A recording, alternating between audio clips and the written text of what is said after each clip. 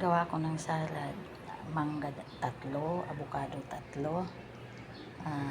buko 2, apple 2. Ito na po ang aking gawaing salad. Lagyan ko na siya ng gatas. Ayan na. Gatas. Palamig ko siya.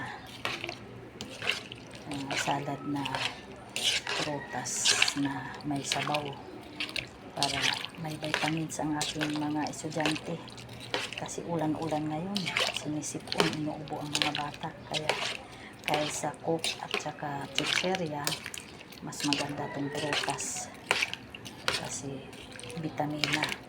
Mangga, apple, avocado at saka buko. 2 lang kasi nabili kong buko kasi mga uhog na daw, wala nang ano. Ayan na, dagdagan ko ng gatas para patamis siya. Condense na ang nilagay ko para di na ako mag-asukal.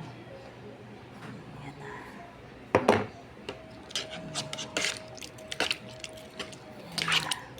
Tulog pa ang aking mga junakis. Pagkagising niya, kakain na sila. Ayan na ang aking salad na prutas.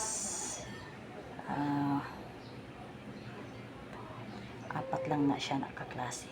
Tapos na.